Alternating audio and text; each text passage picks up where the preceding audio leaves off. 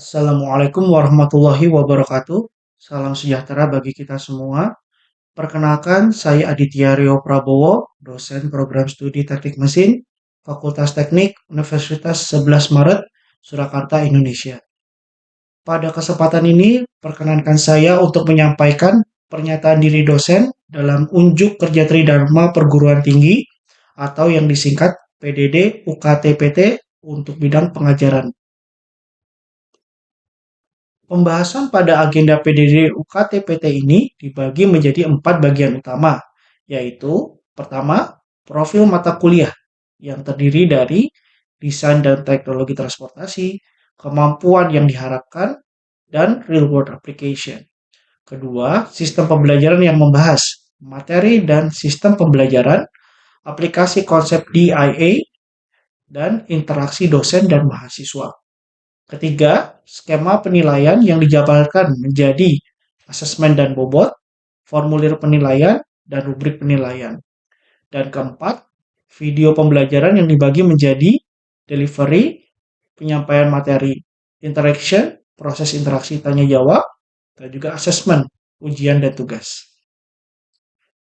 Pada PDD UKTPT bidang pengajaran, mata kuliah Desain dan Teknologi Transportasi atau yang disingkat DTT dipilih sebagai representatif. DTT diberikan nomor kode MS05304-20 dengan bobot 3 SKS di Prodi Teknik Mesin Fakultas Teknik Universitas 11 Maret. Mata kuliah ini dibagi menjadi 2 pembahasan utama, yaitu Marine Based Transportation dan Land Based Transportation. Marine Based membahas desain dan struktur yang berhubungan dengan transportasi laut dan bangunan lepas pantai. Sedangkan di sisi lain, Land Based membahas teknologi yang melibatkan komponen dan infrastruktur pendukung transportasi darat. Kemampuan yang diharapkan dari mahasiswa setelah mengikuti mata kuliah ini ditetapkan berdasarkan capaian mata kuliah lulusan atau CPL, yang kemudian diturunkan menjadi capaian pembelajaran mata kuliah atau CPMK. CPL pertama yaitu KK, di mana mampu menerapkan engineering software untuk desain, garis miring analisis, garis miring simulasi, dan perkakas modern untuk pembuatan garis miring pengukuran, garis miring pengujian komponen di bidang energi baru dan terbarukan serta material maju, yang mana CPL ini diturunkan menjadi CPMK 1. Kemudian CPL yang kedua, yaitu P2, menguasai prinsip dan teknik perancangan sistem mekanika dan komponen-komponen yang diperlukan. CPL ini kemudian diturunkan menjadi CPMK yang kedua. Kemudian CPL yang ketiga yaitu K5, mampu merancang sistem mekanika dan komponen-komponen yang diperlukan dengan pendekatan analitis dan mempertimbangkan standar teknis, aspek kinerja, keandalan, kemudahan penerapan, keberlanjutan, serta memperhatikan faktor-faktor ekonomi, kesehatan, dan keselamatan publik, kultural, sosial, dan lingkungan. Yang mana CPL ini diturunkan menjadi CPMK yang ketiga. Kemudian, pada aplikasinya di dunia nyata, kompetensi yang diperoleh mahasiswa pada perkuliahan ini dapat membantu untuk masuk dan berperan di masyarakat. Di beberapa sektor vital pembangunan dunia, terutama yang terkait dengan transportasi dan infrastruktur, yaitu 1. Automobile designer, energi dan offshore engineer yang kedua, yang ketiga adalah structure researcher for Arctic and Antarctic activities, structural analyst yang keempat, yang kelima adalah ship and design architect, dan juga yang keenam adalah safety consultant. Materi untuk mata kuliah ini meliputi reference book dan international journal, di mana international journal ini diambil dari beberapa publikasi yang diterbitkan oleh DYS. Kemudian yang pertama adalah referensi A, adalah buku untuk pembelajaran menggunakan Ship Design and Construction Volumes 1 and 2 pada tahun 2009 dari Society of Naval Architects and Marine Engineers atau SNAME untuk pembelajaran teori dan fundamental desain transportasi. Sedangkan referensi B adalah buku Writing Scientific Research Articles oleh Margaret Cargill dan Patrick O'Connor dari Wiley Blackwell untuk pengetahuan penulisan ilmiah sebagai luaran karya mahasiswa. Di samping reference book, materi pembelajaran juga menggunakan international journal untuk dijadikan referensi perhitungan struktur dan transportasi. Referensi jurnal C dikarang oleh Ansori et al. Dengan judul Investigation of Honeycomb Sandwich Panel Structure Using Aluminium Alloy Material Under Blast Loading di Civil Engineering Journal. Referensi jurnal D ditulis oleh Prabowo et al. Dengan judul On the Resistance to Buckling Loads of Underlies Hull Structures, FE Analysis on Design Stiffener Plates di jurnal Design. Dalam pelaksanaan kuliah, suatu sistem pembelajaran disusun agar proses belajar berjalan secara runtut dan teratur. Konsep plan, do, check, and act atau yang lazim disebut dengan PDCA diadopsi untuk sistem ini, di mana pertama, untuk bagian plan terdiri dari tahap persiapan dan perencanaan rencana pembelajaran semester atau RPS. Kemudian do adalah fase pelaksanaan dan lanjutan dari plan, di mana proses belajar mengajar dilaksanakan. Kemudian check adalah agenda berkala untuk mengevaluasi jalannya sistem pembelajaran yang sudah diterapkan. Yang terakhir, act adalah perbaikan berkelanjutan atau hasil pengecekan agar dapat diterapkan pada tahap plan dan periode garis miring tahun ajar yang akan datang. Kemudian, progres pelaksanaan sistem disajikan sebagaimana diagram berikut. Pertama, untuk tahapan 20% adalah persiapan dan perencanaan, di mana terdapat RPS dan juga form nilai. Tahap kedua, 40% meliputi persiapan materi pembelajaran dan juga rencana asesmen. Kemudian, tahap 80% yaitu penyampaian materi dan juga asesmen atau do di sini. Kemudian tahap 90% ini adalah cek, merupakan grading dan rekapitulasi. Yang terakhir, evaluasi akhir tertulis mencapai pada tahap 100%. Dari konsep PDCA tadi, tahap do kemudian dijabarkan menjadi delivery atau D yang mencakup penyampaian materi. Kemudian interaction adalah interaksi dosen dan mahasiswa yang mencakup tanya jawab, konsul, dan penyampaian feedback dari presentasi dosen kepada mahasiswa dan sebaliknya. Kemudian assessment atau A berupa ujian dan evaluasi. Konsep ini biasa disebut dengan DIA. Metode pembelajaran untuk mata kuliah ini disetting dalam bentuk luring dan pada waktu tertentu dapat dilaksanakan dalam bentuk daring. Kelas secara luring direncanakan per pekan dengan penyampaian materi dan tanya jawab. Untuk penilaian makalah dan proyek, mahasiswa sebagai ujian juga direncanakan untuk dilaksanakan secara luring.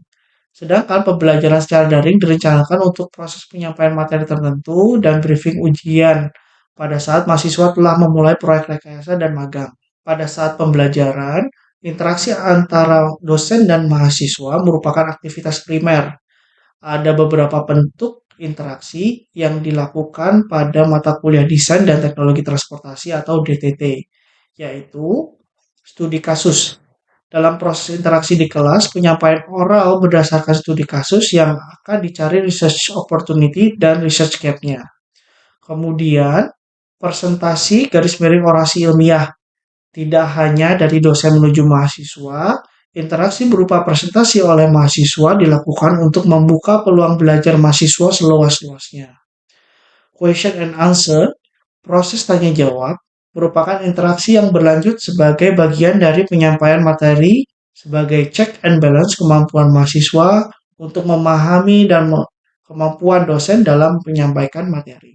Kemudian, intensive consultation. Selain bentuk interaksi formal, pra dan pasca kelas dilaksanakan, mahasiswa dapat melakukan konsul mengenai proyek, tema garis miring topik, dan peminatan yang diproyeksikan untuk tugas akhir berdasarkan materi di kelas. Sistem penilaian didesain sebagai instrumen, sehingga konsep DIA yang diturunkan dalam bentuk PDCA yaitu plan, do, check, dan assessment dapat berjalan secara berkelanjutan, di mana kemampuan memproses mahasiswa dalam menyelesaikan asesmen dapat dikonversi dalam bentuk nilai. Terdapat 4 komponen pada sistem penilaian, yaitu tipe asesmen. Untuk mengukur performa mahasiswa dari hasil belajar selama satu periode tertentu, maka tipe asesmen atau ujian ditentukan. Kemudian ada bobot penilaian.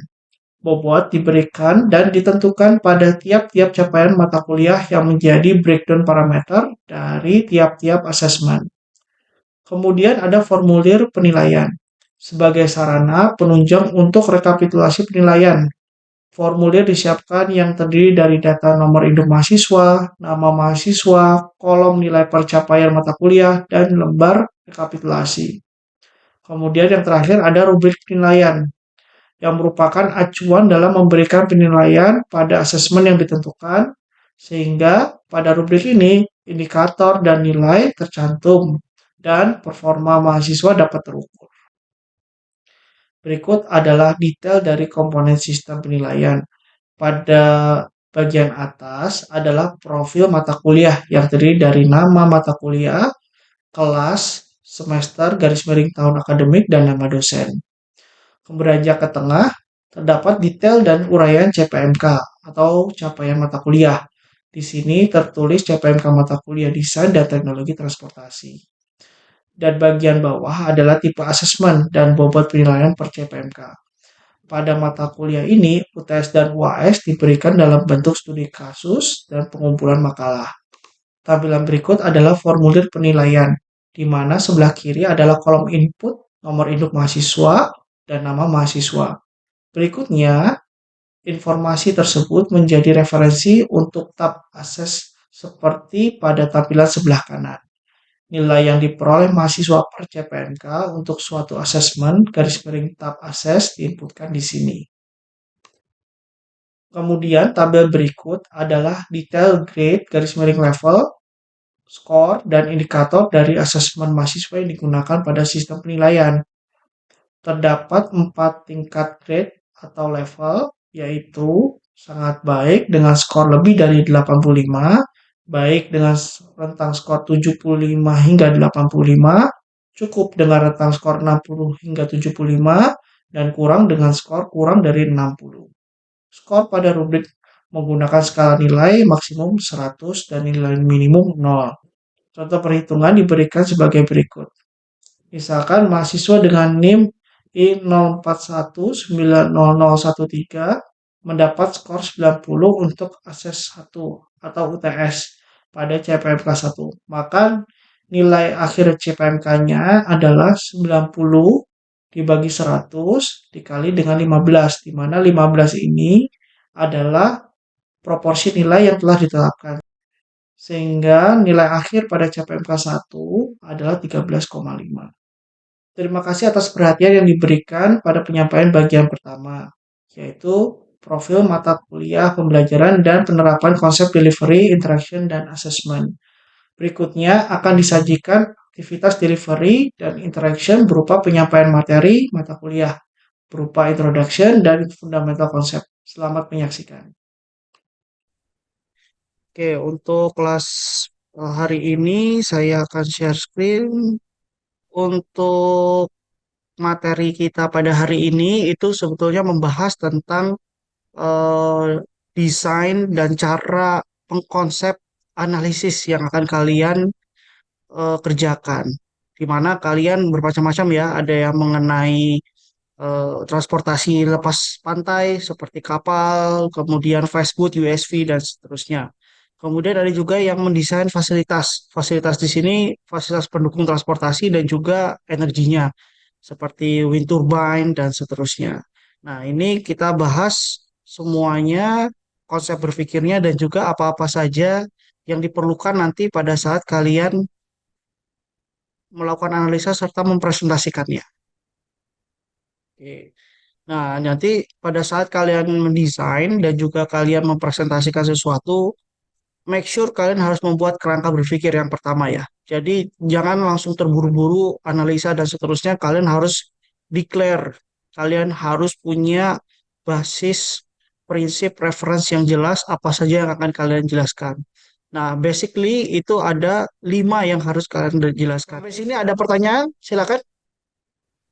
Oke, Pak. Izin tanya tentang penulisan di bab 3 yang metodologi. Itu tadi kan yang di benchmarking and validation. Itu kan kita membandingkan penelitian yang terdahulu dengan penelitian kita. Nah, terus yang di bab 2 tadi kan ada pioneer works yang semacam milestone study itu kan, Pak. Itu kan ada beberapa penelitian yang kita ambil. Nah, di benchmark and validation itu berarti yang kita ambil itu salah satu dari pioneer works yang udah kita ambil itu atau mungkin gabungan dari beberapa penelitian terus kita bandingkan sama penelitian kita gitu, Pak. Oke, sip. Baik, pertanyaan yang bagus. Wait, untuk Pioneer Works ya. Sebetulnya akan lebih baik jika benchmarking yang akan kalian gunakan untuk referensi tersebut sudah terinclude di Pioneer Works ini. Sehingga bahwasanya ketika misalnya riset itu dilakukan, berarti memang sudah ada di list ya kita seperti itu. Akan tetapi misalnya terbatas ataupun misalnya kendala dari eh, referensinya ataupun benchmark referensinya itu sulit untuk dimodelkan, paling tidak satu institusi ataupun satu penulis misalnya di sini benchmark saya itu penulisnya itu eh, Hagbar Asos sama Jorgen Amdal. Nah, di Pioneer Works itu sudah saya masukkan Asos dan Amdal, tapi saya ketika saya benchmarking tidak menggunakan paper yang ini. Saya gunakan paper yang lebih baru yaitu tahun 2009. Nah, itu tidak masalah. Intinya benchmarking itu memudahkan kita untuk mendapatkan konfirmasi atau verifikasi dari metodologi yang akan kita pakai. Sehingga ketika misalnya kita melakukan parametric study atau melakukan studi yang memodifikasi parameter dari geometri yang ada ataupun dari kondisi lapangan yang ada, itu sudah terverifikasi dahulu metodologinya.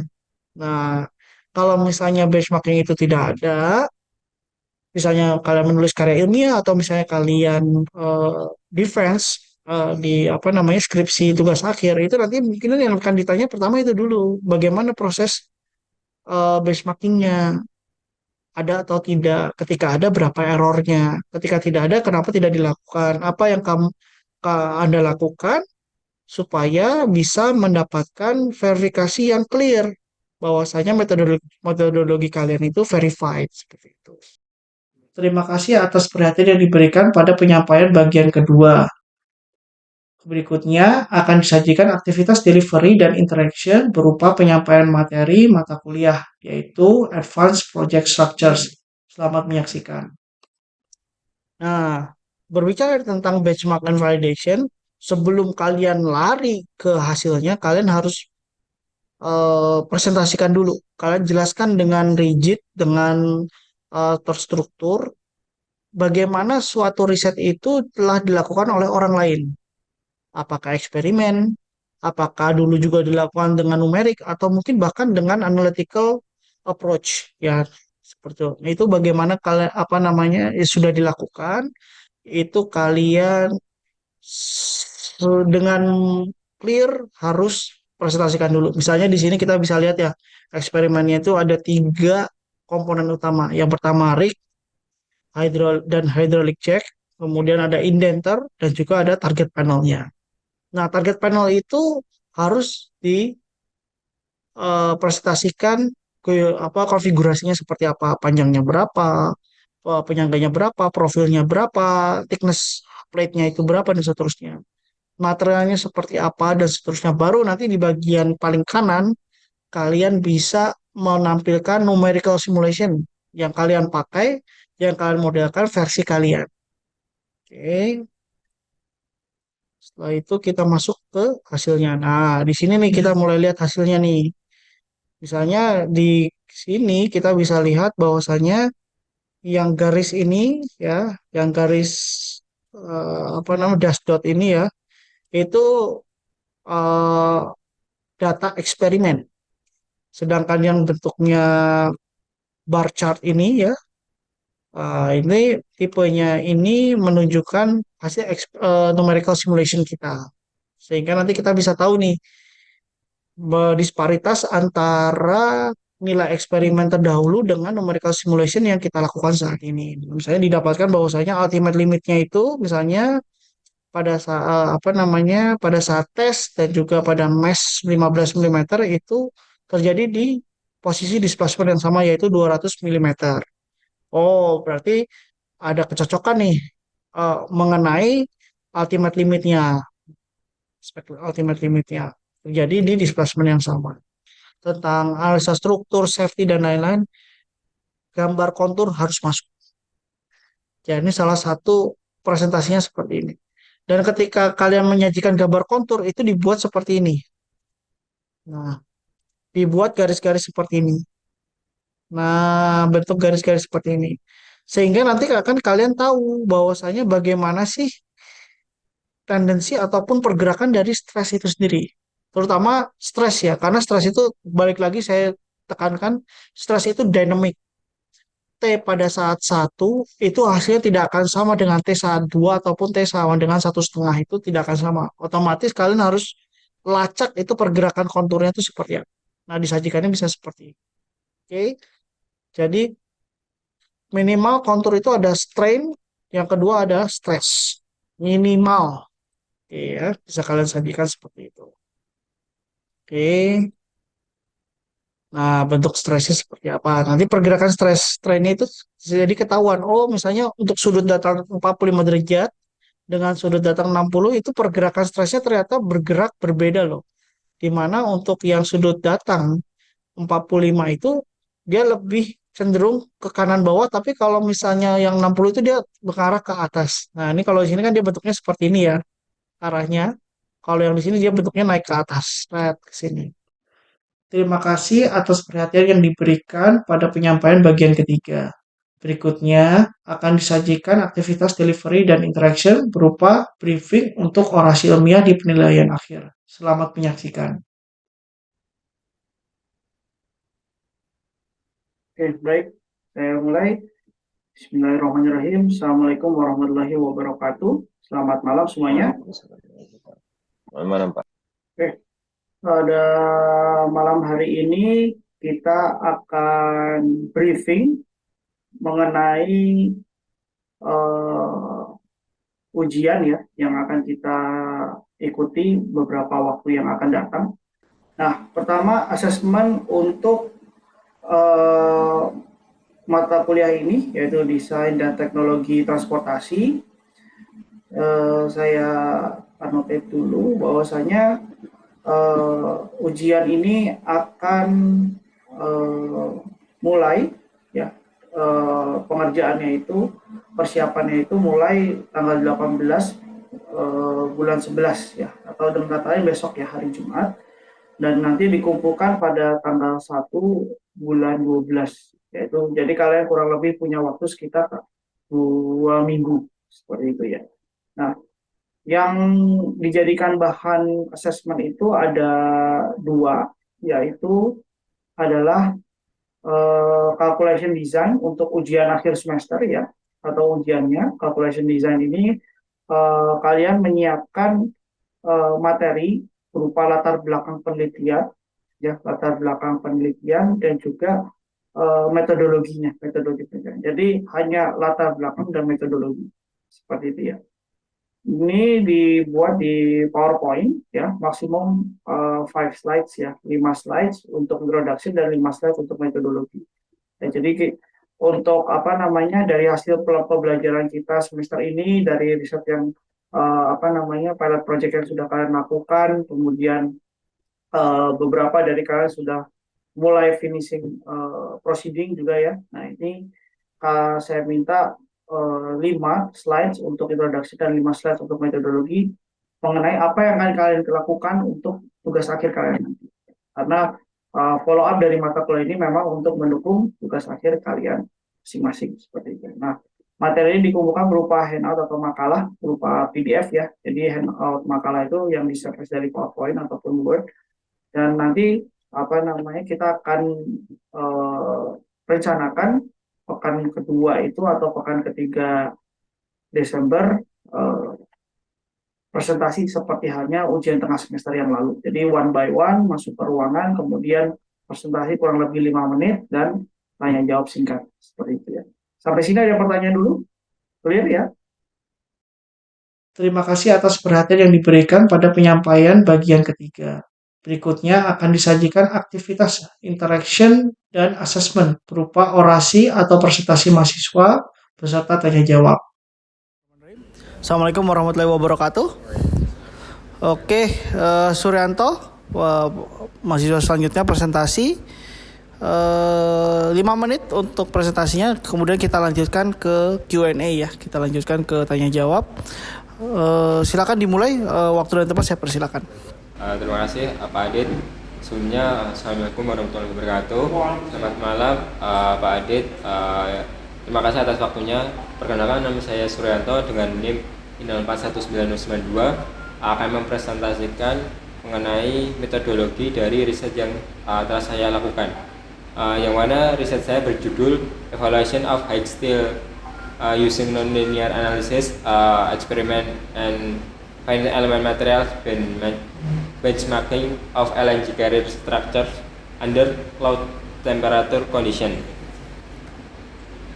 Kemudian untuk metodologi yang saya gunakan berbasis dengan peneliti sebelumnya, yaitu Paik et al. Tahun 2020 telah melakukan eksperimen menggunakan spesimen material baja dengan kelas AH32, yang mana material tersebut sesuai dengan standar ASTM E8 2015 dan dilakukan suatu perlakuan, yaitu mendinginkan atau spesimen tersebut dicelupkan ke dalam es sebelum ditarik dengan mesin universal testing mesin. Lalu untuk numerical configuration atau langkah-langkah yang saya lakukan melalui software ANSYS Code Explicit Dynamic, yang pertama itu adalah menginputkan material properties pada engineering data seperti densitas, yang modulus, Poisson ratio, dan terus stress strain curve tadi yang telah saya olah. Untuk penelitian ini saya menggunakan beberapa ukuran mesh dengan tujuan mencari waktu efektif untuk mendapatkan mesh yang paling terbaik dengan tidak terlalu lama untuk melakukan simulasi, namun hasilnya mendekati dengan hasil peneliti sebelumnya. Oke, baik. Terima kasih Suryanto atas presentasinya. Oke, jadi ini berarti aplikasinya LNG carrier ketika melewati kawasan Arktik berarti ya? Iya. Oke, untuk temperature. Oh, berarti berdasarkan punyanya Prospek tahun 2020 itu ya berarti ya? Iya. Nah, itu yang Prospek itu kan ada suhu minus 160 derajat Celcius ya? Itu maksudnya berarti dia mewakili cryogenik itu berarti? Iya Pak, dari Prospek di jurnal tersebut menyatukan untuk perlakuan di room temperature sub zero atau minus di bawah 0 derajat Celcius dan di kondisi cryogenik diwakili oleh suhu minus 160 derajat. Oh, berarti kan kalau cryogenik kan biasanya minus 163. Ini 160 berarti ya dia. Ya. Oke, ya sudah. Terima kasih atas perhatian yang diberikan pada penyampaian bagian keempat. Demikian materi PDD UKT-PT bidang pengajaran sebagai bagian dari sertifikasi dosen tahun 2023 yang bisa saya sampaikan pada kesempatan ini. Saya mohon maaf yang sebesar-besarnya apabila ada tutur kata maupun tindakan yang kurang berkenan. Dengan ini, presentasi hari ini saya tutup. Wassalamualaikum warahmatullahi wabarakatuh.